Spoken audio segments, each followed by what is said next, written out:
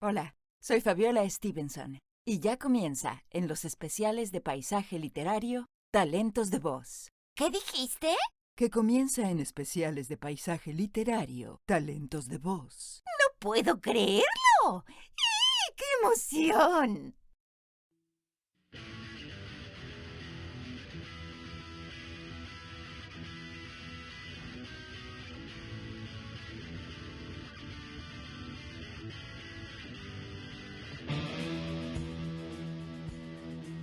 Talentos de Voz.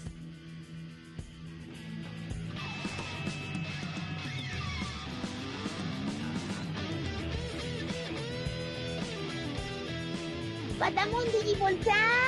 ¡Patamón Digivolta! ¡Ay, porque yo no puedo digivolucionar! Yo soy malo, y eso es bueno. ¡Cadena de Andrómeda!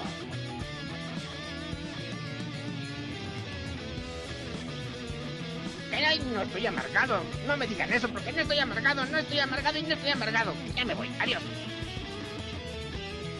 ¡Ay, qué estás haciendo! ¡No, por favor! ¡Ay, Samuelcito, me estás pisando el juanete! ¡Kaboom! ¡Sangre sucia, mago! Didi, fuera de nuestro laboratorio. Pero el mundo será todo nuestro. Lo mismo que hacemos todas las noches. Tratar de conquistar el mundo. ¡Claro! ¡Aquí estoy con Gustavo! Vamos a conquistar el mundo a través de paisaje literario.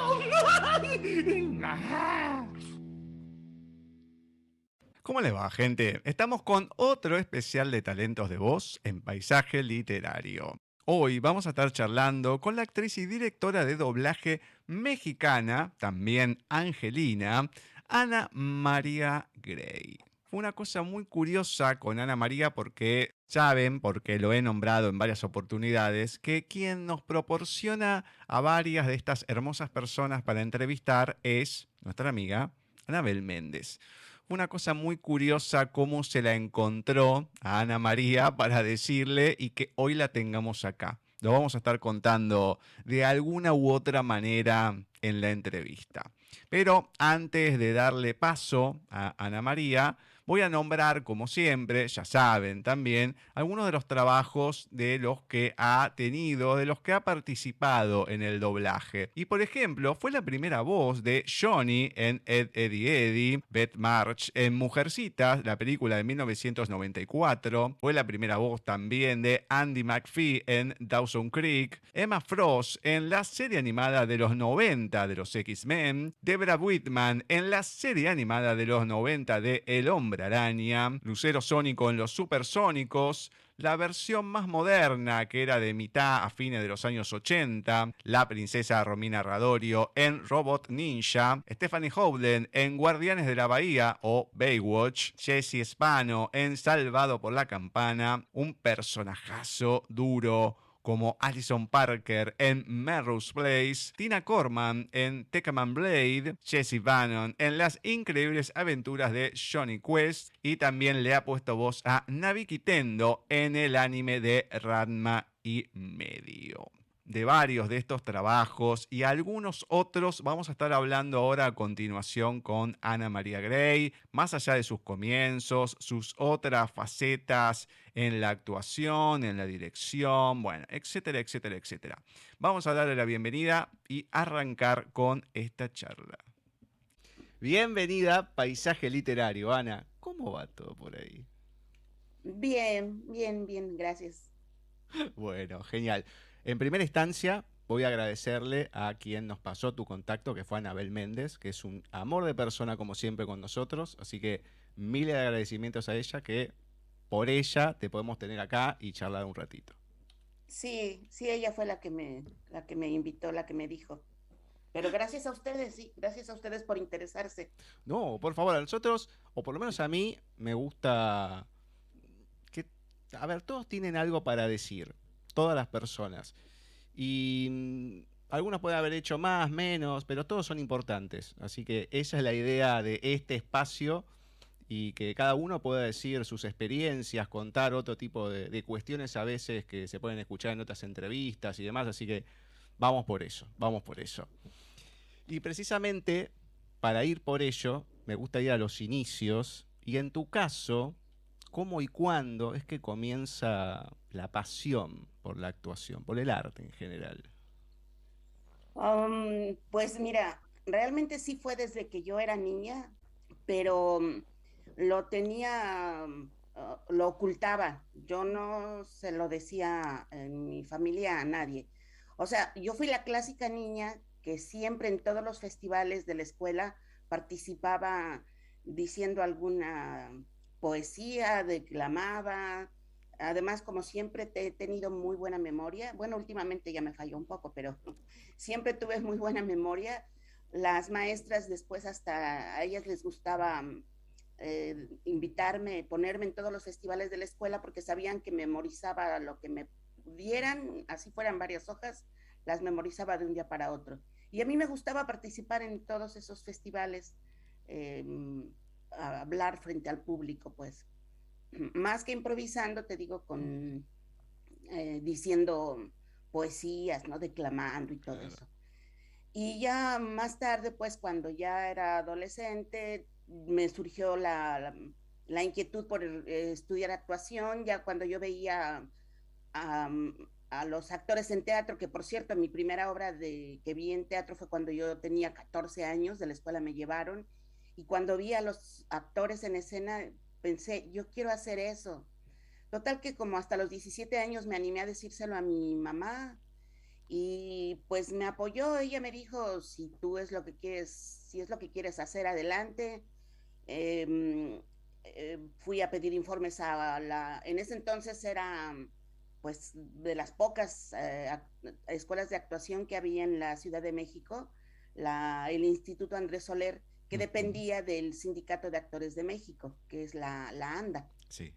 Y fui, pedí informes, me hicieron un examen de admisión, me admitían a casi todos, ¿eh? O sea, pero bueno, y ahí empezó. Entonces la carrera era de 3 años, en donde nos daban, ahora lo veo más que nada, eran nociones de todo, ¿no? Nos daban clases de actuación, pero pues nos recomendaban que leyéramos a los clásicos, nos daban clases de voz y dicción y nos enseñaban a manejar la voz, a, a hablar correctamente, digamos, apoyando bien la garganta, apoyando el diafragma, todo eso tanto para proyectar la voz en un escenario, que es cuando tienes que sacar la voz así fuerte en un teatro, como cuando para hacerlo frente a un micrófono. Y pues ya salí de la escuela de teatro, salí cuando tenía 20 años, totalmente convencida de que era lo que yo quería hacer para siempre. Enseguida empecé a participar en uno de mis compañeros de la generación, fue Fred Roldán, que falleció hace poco, desafortunadamente. Él se dedicó más que nada a hacer teatro. Al principio era solo teatro infantil, pero después ya también hacía todo tipo de teatro. Fundó un teatro junto con su ex esposa, Lupita Sandoval, que es una actriz, ella sí más conocida en México. Pero con él me invitó a participar con él trabajando en sus obras de teatro, te digo, desde que salí de la escuela. Esto fue en 1980. Entonces, y al mismo tiempo, cuando nos dieron las clases de doblaje, que fue ya en el tercer año de la escuela, ahí conocimos a un actor, director de doblaje, Armando Coria. Él es el que hacía la voz del estelar en Hawái 5-0. Sí. Y del hombre nuclear, entre otros personajes. También hacía la voz, fue uno de los actores que hizo la voz de en las caricaturas de Pedro Picapiedra, porque hubo varios que hicieron esa voz. Bueno, entonces él, que fue nuestro maestro y era uno de los actores muy conocido pues en doblaje, te digo, él nos llevó a toda mi generación de esa escuela del Andrés Soler, que te digo, éramos Fred Rolda, bueno, Fred no hizo doblaje, te digo, él se dedicó al teatro, pero Alberto Estrella, que es otro actor muy conocido, ahora hace más que nada teatro y cine, pero él también es de mi generación, y bueno, él tampoco se interesó por doblaje, pero Yamila Tala, que es de Exacto. los que Maru hace Guerrero también. hasta, ajá, Maru, Sí. mi amiga Maru. Yo considero que Armando Coria padre, Sí, sí, sí, sí, porque sí. ahora está Armando Coria, que es su hijo, ¿no? Sí. Junior, pero su papá, pues fue quien nos inculcó el amor por el doblaje. Yo apenas sabía cuando estaba en la escuela estudiando, sí sabía que las series que se veían en México en español eran dobladas, pero ya cuando conocimos con él el proceso y cómo se hacía, me enamoré de doblaje. Así es que te digo, desde que terminé la escuela de teatro, sí hacía teatro, pero nunca dejé el doblaje hasta la fecha, que lo sigo haciendo, aunque acá en Los Ángeles, ahora vivo en Los Ángeles, se hace muy poco, hay muy poco trabajo, pero pues bueno, sigo en eso. No, Maru Guerrero, igual que Yamila Tala, los entrevisté. Maru Guerrero es un amor de persona, pero un amor. Sí, Me encanta Maru. Y Yamil nos sí, contaba que sí, cuando falleció, o sea, creo que no lo nombró a Armando en sí, pero dice cuando había fallecido su maestro, es como que todos los del doblaje, es como que los acogieron a ustedes por ser los alumnos ajá, de él y le dieron sí, trabajo y sí, todo. sí, sí. Pues sí, porque fíjate que hasta cuando nosotros entramos a hacer doblaje en 1980, el círculo de actores en doblaje estaba cerrado, era muy cerrado. Incluso ya después nos lo iban diciendo los mismos actores que hacían doblaje. Ujú. Nos decían, es que, dice, ustedes han sido toda una sensación, todos ustedes alumnos de Coria, porque hacía mucho tiempo que no entraban, menos así en grupo, gente nueva. Entraba uno que otro, y por eso era tan común en ese entonces todavía que las mujeres hicieran voces de niños, Sí. porque no había niños para que hicieran doblaje.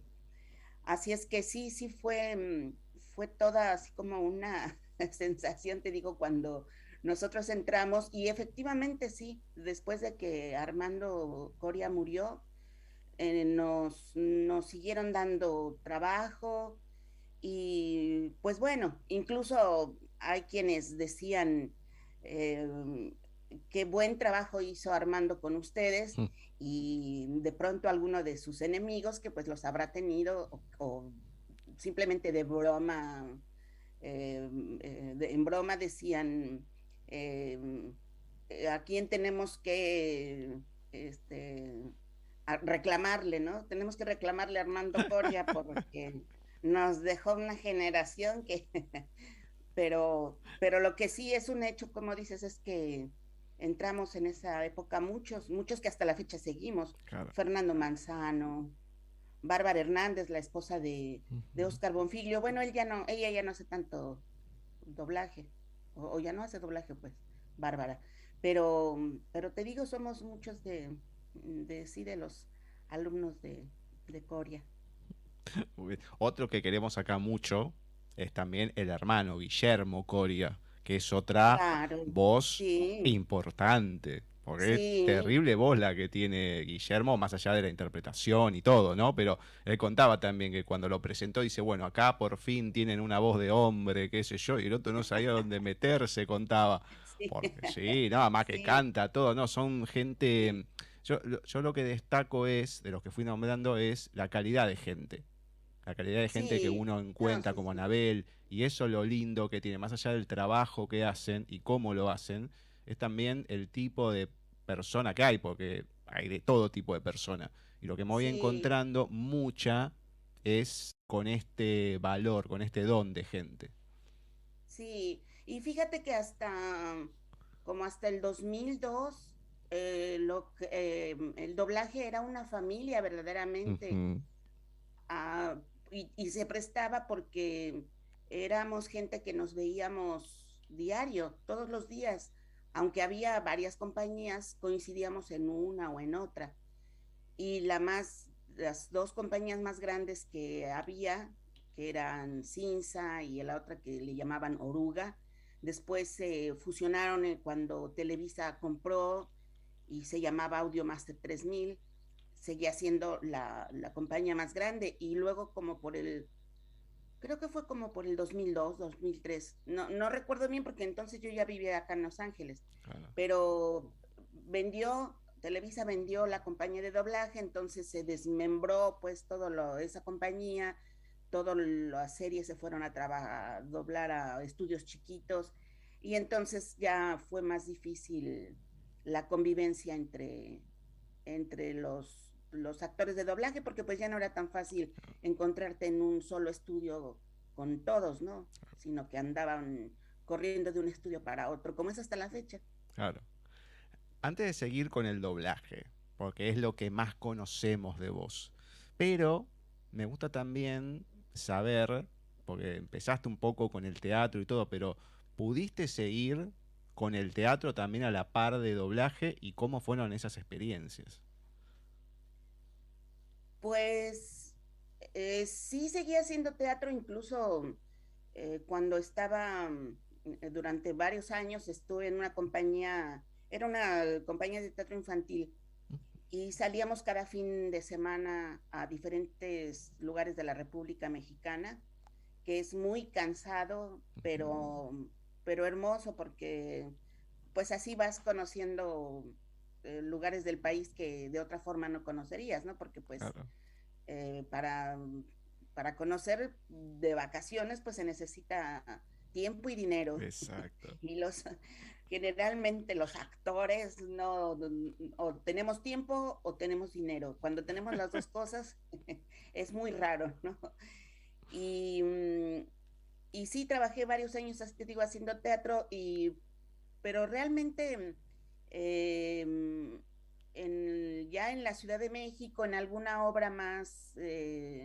bueno, después ya en la Ciudad de México, cuando dejé de hacer teatro infantil, estuve en un grupo de teatro que un amigo que había egresado de la universidad formó un grupo también con compañeros egresados de la universidad y tenía una compañía a la que me invitó a pertenecer montábamos obras, sobre todo nuestro público era para alumnos de secundaria, de preparatoria. Después estuvimos un tiempo en un teatro pequeño, en la Carpa Geodésica. Eh, Ahí también durante varios años montaba una obra y luego otra de diferentes autores, tanto obras de este director, te digo que él mismo escribía sus obras, José Lorenzo Canchola, como de clásicos, ¿no? Como de García Lorca y otros. Y pues sí, me sigue gustando muchísimo hacer teatro. Otra experiencia en teatro, por ejemplo, que tuve desde el 85,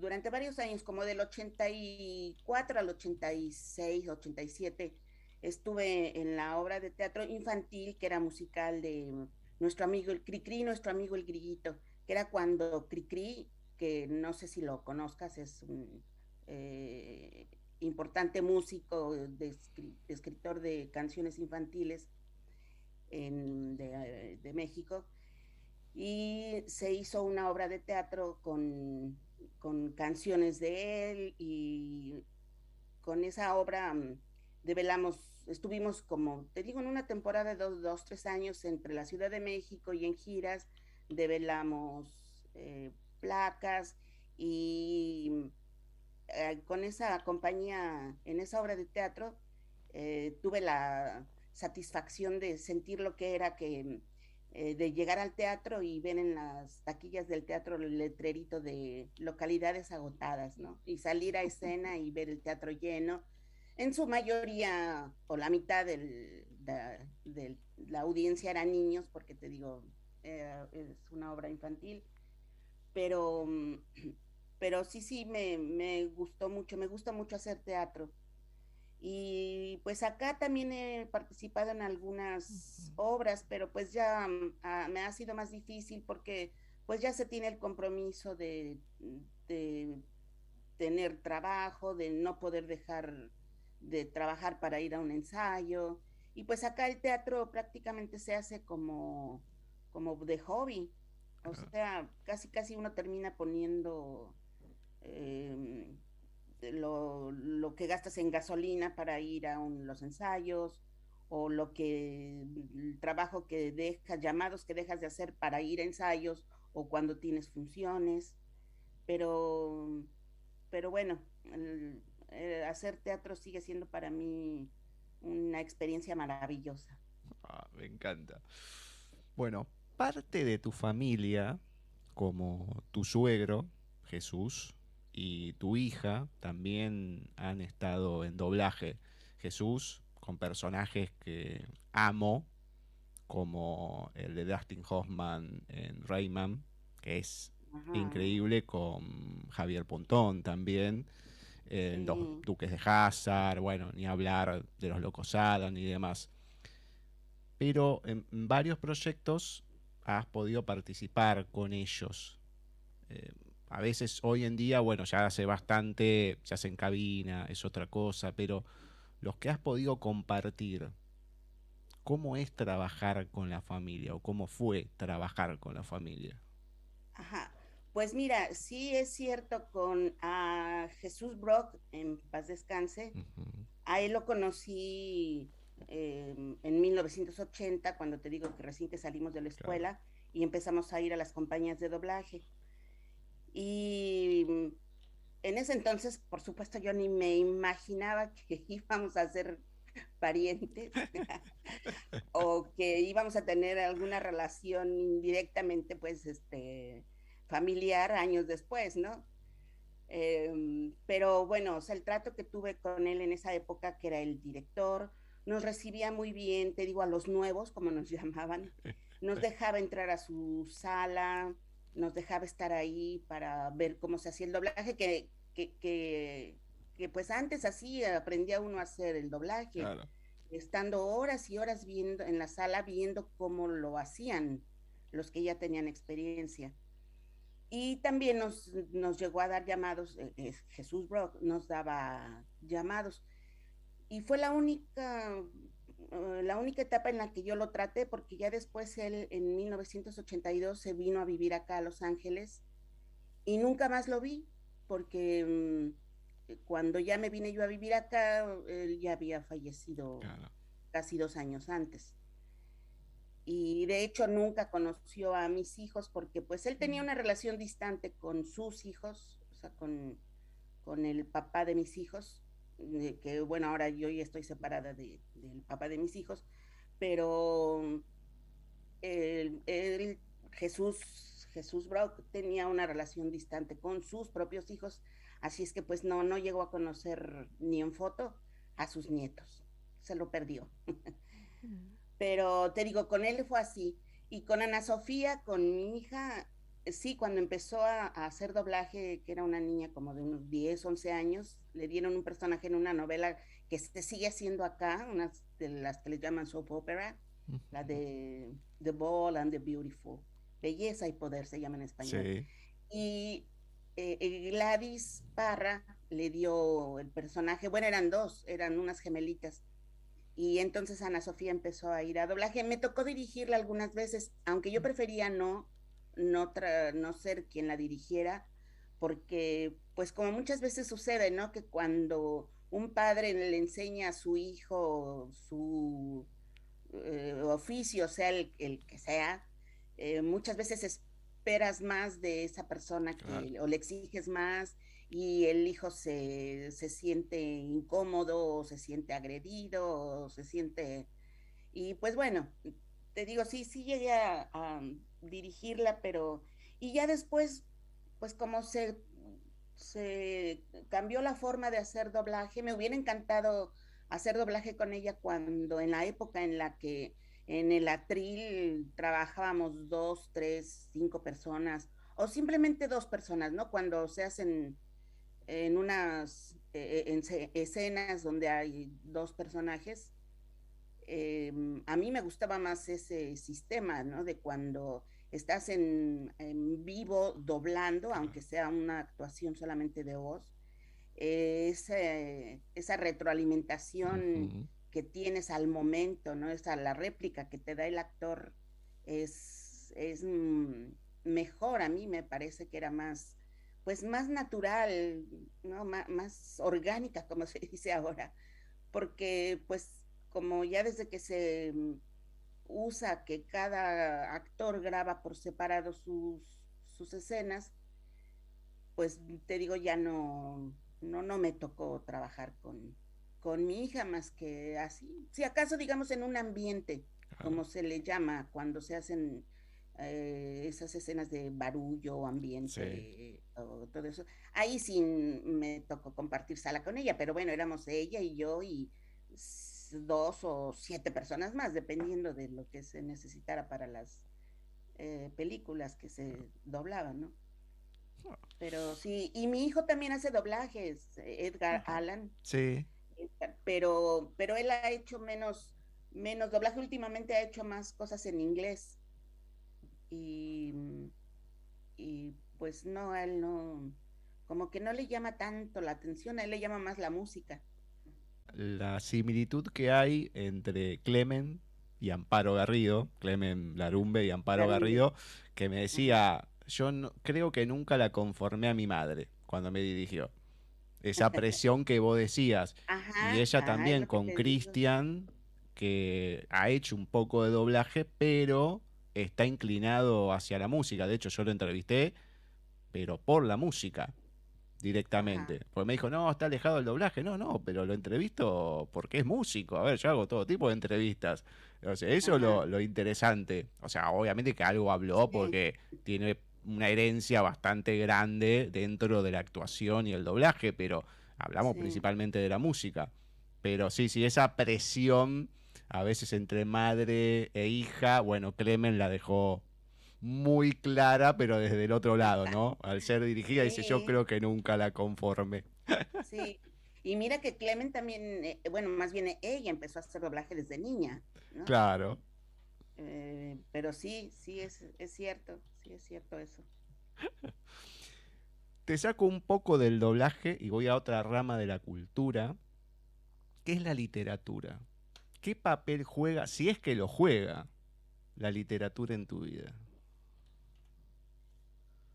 Ay, pues yo creo que podría ser más importante de de lo que es en mi vida actual, pues que es más, actualmente pues más de estar buscando, el, pues como se dice, persiguiendo la chuleta, Ujú. buscando las entradas de dinero para cubrir los gastos de todos los días, Claro. pero, pero bueno, en sí, la literatura en bueno, en mi vida, sí, fue muy importante, sobre todo en la época en la que yo empezaba, te digo, a tener sueños de querer, de querer hacer teatro, de querer pararme frente a una audiencia y, y, y actuar. No, no, no sabía yo tal vez que se le llamara así, bueno, sabía que se le llamaba actriz, actor, ¿no? Claro. Pero, pero sí, durante esa época, te digo, sobre todo cuando, estando en la escuela y cuando cuando entré a la escuela de teatro a los 17 años, pues sí, muy importante eh, sí es un área muy importante, aunque he de confesar que realmente no tengo afición por la lectura. Está perfecto. Mira, una vez eh, Rubén Trujo me dijo, no, bueno, discúlpame, que a mí no me tenés que pedir perdón de nada. O sea, yo empecé de grande porque me quedé ciego y bueno, me empecé a leer algo, qué sé yo, porque era lo que tenía, pero ¿qué me tenés que pedir perdón? O sea, lo que falta. ¿Te gusta, te gusta? ¿No te gusta, no te gusta? Punto. Acá tampoco somos fundamentalistas. Tampoco es un examen. Claro, no, pero olvídate, es una pregunta. Como esta pregunta que te voy a hacer ahora, no quiero que te asustes porque yo apunto a otro lado. Porque me voy a meter en algunos de los trabajos y el primero que voy a agrupar es el anime que has hecho bastante, como en Sailor Moon, también en Robot Ninja o en Tekkaman Blade, obviamente Ranma y medio. Te dejaron algo estos trabajos, pero principalmente, porque yo lo denomino el anime como la barra brava de lo que es el doblaje en sí, porque la gente, no, que sí, que acá, que de allá, es como que tiene esa hinchada bastante fervorosa algunas veces con el doblaje o con el anime en sí, pero más allá si te dejaron algo estos trabajos, a lo mejor por los compañeros en general, no la vida del personaje. Y cómo te llevas con el anime en sí, ¿no? Porque hay muchos que no les gusta ni la dinámica, no el dibujo en sí de verlo, ¿no? Puede ser la historia, la dinámica del anime en general, que sabemos que es bastante, a veces que están a los gritos y demás. Entonces, estas dos cosas, ¿te han dejado algo estos proyectos? ¿Y cómo te llevas con el anime en sí? Ajá. Pues mira, al principio es cierto, al principio cuando empezamos a doblar ya ese tipo de caricaturas, lo que se le llama el anime, me parecían demasiado eh, agresivos visualmente. Ujú. Deja tú la historia y la violencia de los personajes o de la historia. En sí lo que era el dibujo animado y cómo, cómo se presentaban cualquier movimiento, ¿no? Cualquier tipo de movimiento, te digo, visualmente me parecía que era demasiado agresivo. Ujú. Am, pero pues después pues como en todo, se le vas encontrando el gusto, te vas encariñando con los personajes. El de, por ejemplo, en Pikachu hacía a un personaje, no me acuerdo cómo se llama, que es una policía. Sí, la Y oficial pues Shelly, bueno, sí, sí, eso exacto. dentro de lo que es la historia, me parece, digo, junto a las otras caricaturas, me parece muy tierno, ¿no? Lo de Pikachu, pero otras, por ejemplo, como en esas de Ranma y medio, de Sailor Claro. Moon, que sí había escenas más, este, te digo, a mí me parecía que era agresivo, pero bueno, yo crecí con viendo eh, en la televisión caricaturas de las primeras, pues en Ujú. las que eran unos monitos muy bonitos, dibujos animados muy bonitos, muy tiernos, historias tiernas.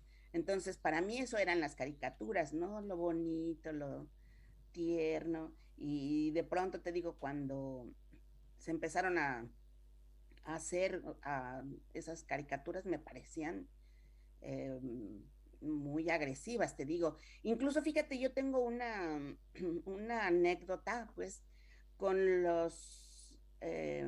con esto que es muy famosa ahora, ¿no? Hiper famosa, el Dragon Ball Z. Claro. Cuando se doblaron, la primera vez que se dobló la serie, Ujú. pues hicimos dos, tres temporadas. Incluso nosotros teníamos de guía el japonés.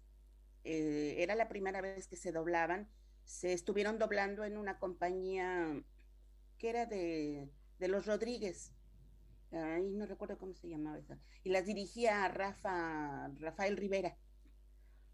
Eh, y él no, me dio el personaje del amigo que después les cambiaron los nombres, pues, del niño Calvito.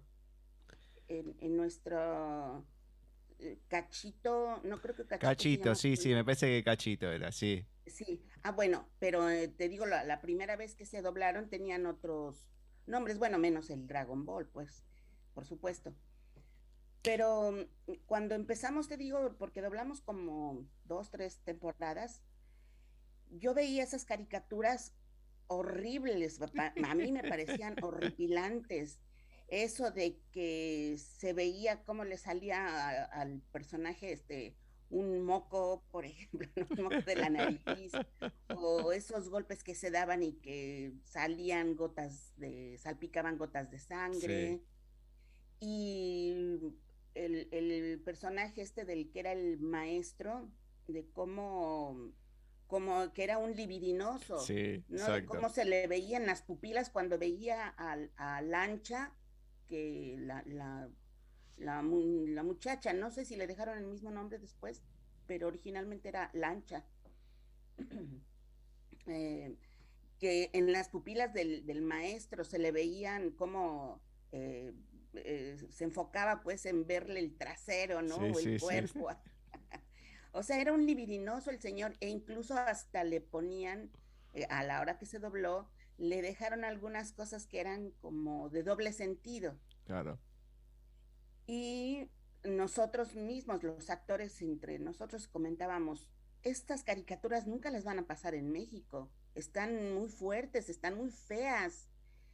Y pues algo de razón teníamos, porque tiempo después supimos que cuando Televisa sí compró la serie, pero les dijo a los dueños o a los distribuidores, pues a los que estaban vendiendo las caricaturas, sí queremos la serie, pero queremos que la vuelvan a doblar para que suavicen situaciones como que el maestro no diga lo que son como albures, digamos, o que no sea tan obvio, pero pues así es la historia. Claro. Que es uno de los ninjas que estaba enamorado del niñito, del Dragon Ball Z niño, pues, y en la historia así era, y pues no se le iba a cambiar. Pero bueno, Televisa, te digo, lo que pedía era que sí se volviera a doblar para eso, ¿no? Para suavizar, para quitarle cosas como que pudieran parecer de doble sentido, y ya no nos llamaron a nosotros el elenco original. Incluso cuando se estaba doblando por primera vez, recuerdo que Rafa, el director, nos dijo, oigan, en esto nos van a dar, para esta serie nos van a dar crédito, que ya ves que antes, durante años, no se nos dio crédito no se nos daba crédito a los actores de doblaje, ¿no? Sí. Y nos dijeron, en esto va a haber crédito para el elenco. Y dijimos, pues sí, qué bueno, sino que al final van a aparecer por escrito los nombres de nosotros, bla, bla, bla. Y cuando te digo que se volvió a doblar en otra compañía, en la de Salgado, y la dirigía Gloria Rocha, no nos llamó a los mismos, siendo que en la guía que ellos tenían para cuando se volvió a doblar, la guía que ellos tenían era nuestras voces, ya no era el japonés, sino el doblaje que nosotros habíamos hecho previamente. Pero bueno, por alguna razón no nos llamó, y ahí perdimos. Y fue cuando entonces ya se empezó a pasar en México, y fue todo un boom. Claro. Entonces nos sentimos, la mayoría de los que habíamos doblado antes, Elsa Cobian hacía al personaje, sí, que después hizo Laura Torres. Sí. Rosy Aguirre hizo al Cachito, que cuando yo lo hacía se llamaba Cero, me parece. Claro, la serie se llamaba Cero y el Dragón Mágico, creo. Sí, a Elsa Cobian la entrevisté y sí, le pregunté porque me pareció una una curiosidad. De hecho, yo no me acordaba, acá en Argentina se dio en un canal, yo no lo llegué a ver ahí, que era Magic Kid, porque de hecho me enteré porque surgió con unos amigos una cosa haciendo un programa, después del programa, de este Magic Kid, por el conductor creo que era, y empezó a leer la programación y digo, uy, mirá, y justo el tema del Sacobian es que habíamos grabado una parte y después íbamos a grabar la otra parte de la entrevista. Y fue justo en el medio eso que se dio. Y digo, mira, se dio acá, pero yo cuando lo vi ya estaban transmitiendo Dragon Ball. Y claro, la pregunta apuntaba, o sea, qué caprichoso a veces que son el destino o las cosas, que algo que después rompió todo, justo se cambió y se cambió absolutamente todo.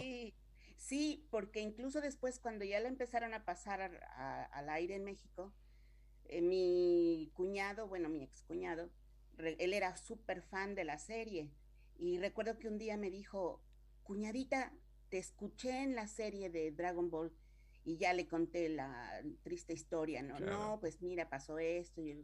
No, dice, pero es que al final pasan tu nombre. Y le dije, sí, porque ya nos habían dado crédito al elenco original. Y al elenco nuevo, fíjate, no les dieron crédito. O sea, no volvieron a hacer créditos, a escribir los nuevos créditos. Pero incluso después me dijo, tiempo después me dijo, ¿sabes qué? Dice, ahora sí escuché tu voz. O sea, que supongo que después estuvieron mezclando los audios, el doblaje original con el doblaje, el segundo doblaje que se hizo, porque te digo, por supuesto mi cuñado me conocía, ¿no? Reconocía mi voz, claro. Y me decía, ahora sí escuché un capítulo en donde era tu voz.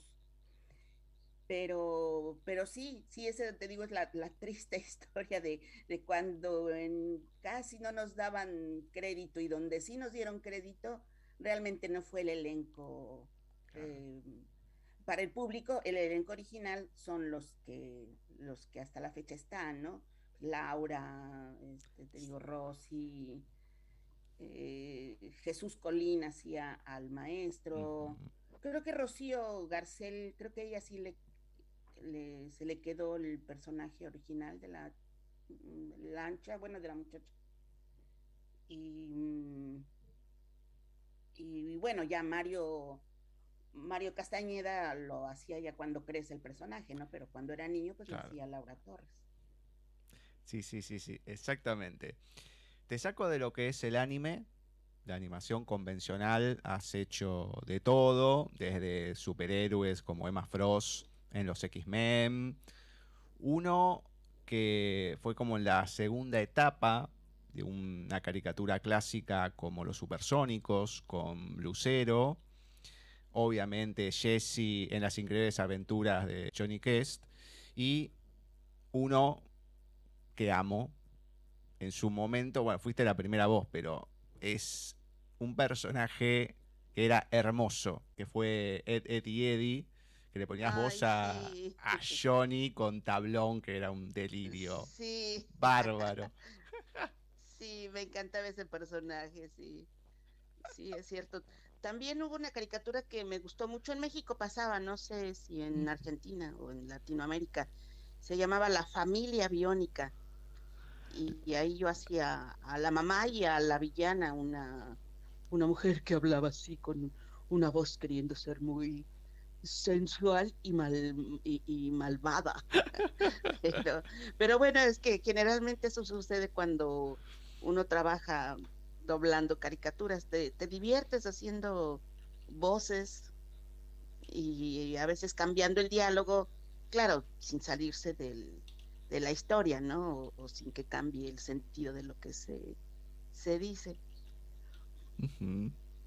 Bueno, hablando así de proyectos donde ponías voz a varios personajes, hubo varios, ¿no? Pero por ejemplo, la película de Chaplin, en donde estaba Mildred, que era la esposa de Chaplin, una de las más joven, también Mabel y Charles Chaplin de niño. Era como que en una sola película tenías 3 personajes también que no eran los principales, pero 3 personajes, en fin, que esa cuestión, ¿no? De poder hacerlo diferentes y que la gente no note que es la misma persona. Sí, sí, sí. Sí, también recuerdo una de esas películas de Navidad. am, no recuerdo cómo se llamaba la película.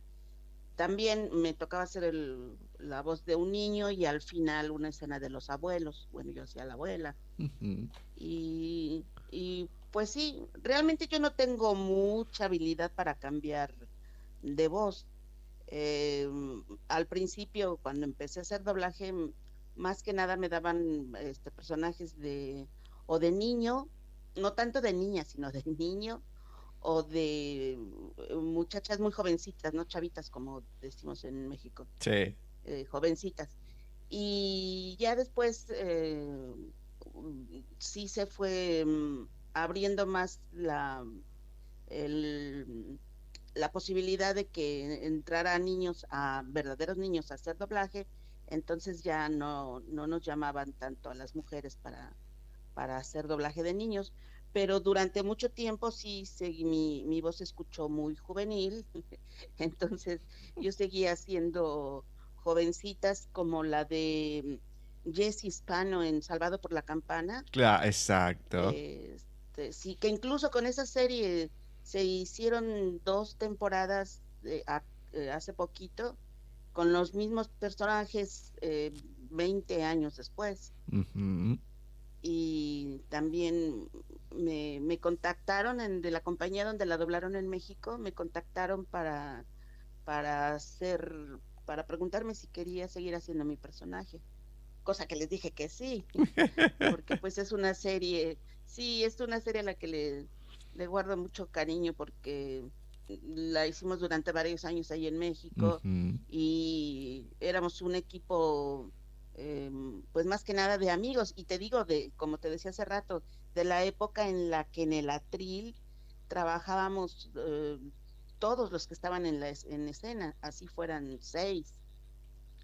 Y luego también a nivel personal, pues en aquella época eh, era cuando yo apenas andaba de novio con el papá de mis hijos, de novia con el papá de mis hijos.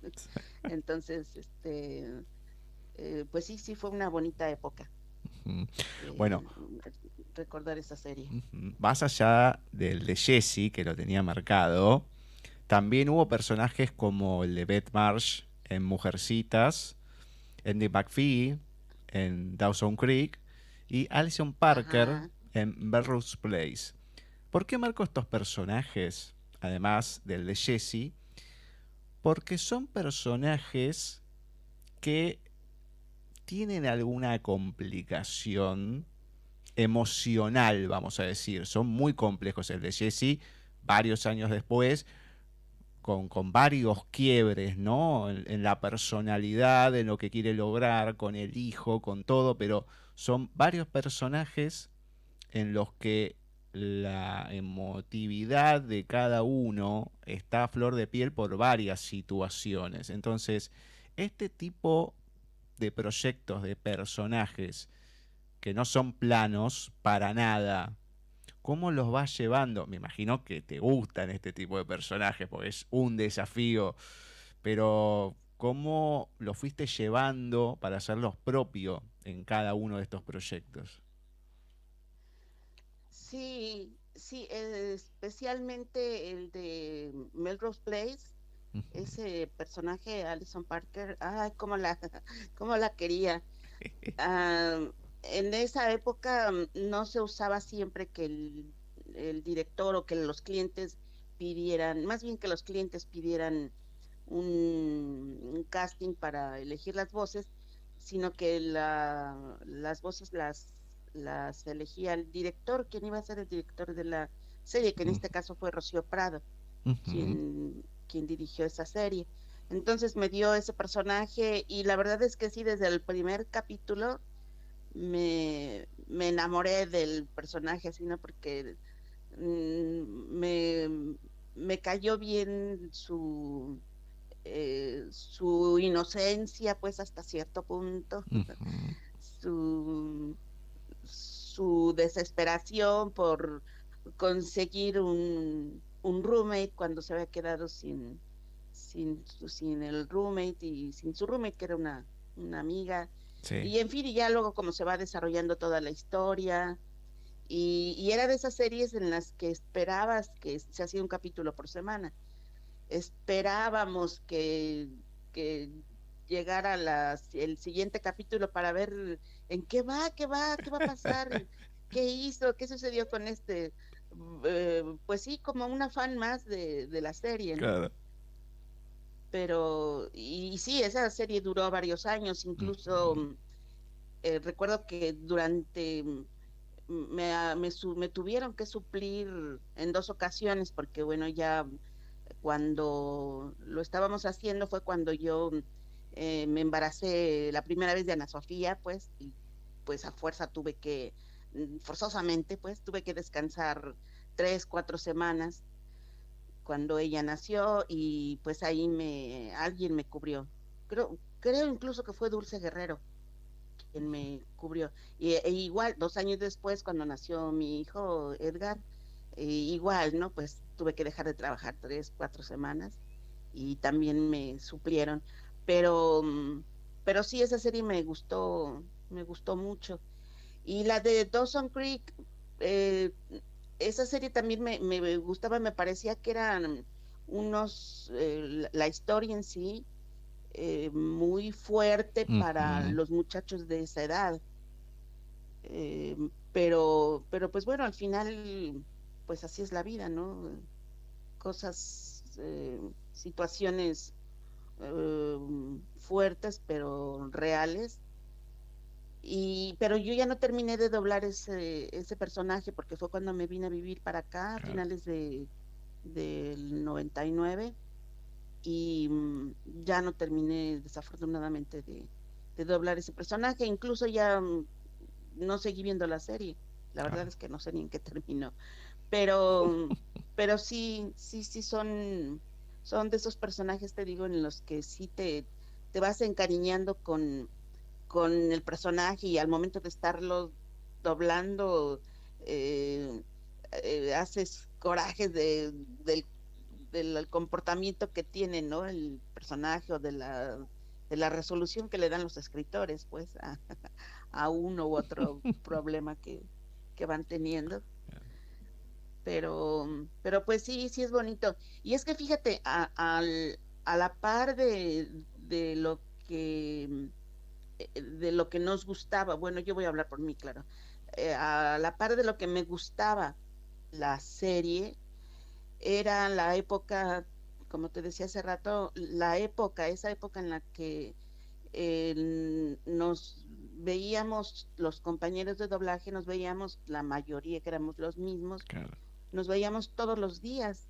Entonces era una época muy bonita, te digo, porque nos veíamos todos los días en la misma compañía o en las mismas compañías, regularmente comíamos en el mismo lugar con los mismos compañeros, y sí, verdaderamente era una familia.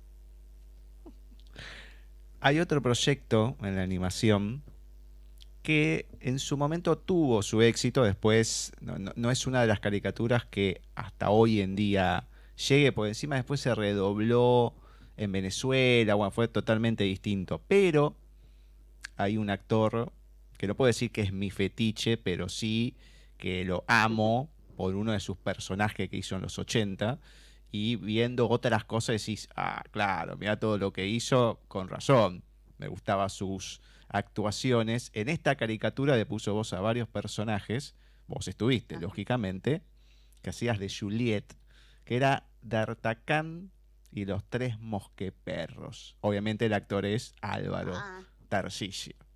ay, sí, Alvarito. Sí,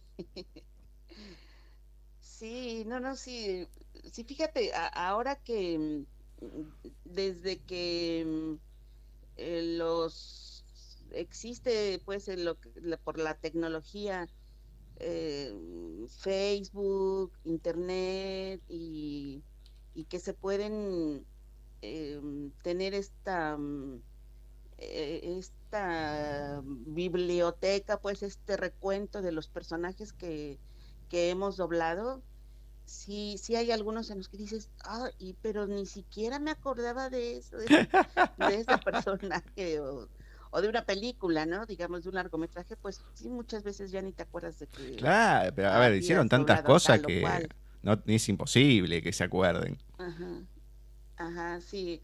Pero pues sí, sí, sí hay proyectos especiales y sí en los que se te quedan. eh, También recuerdo haber participado en muchas caricaturas que pues tal vez no salieron al aire en México, pero que igual, te digo, me gustaban mucho y era un gozo todo. Pero te digo, lo adjudico a eso, que era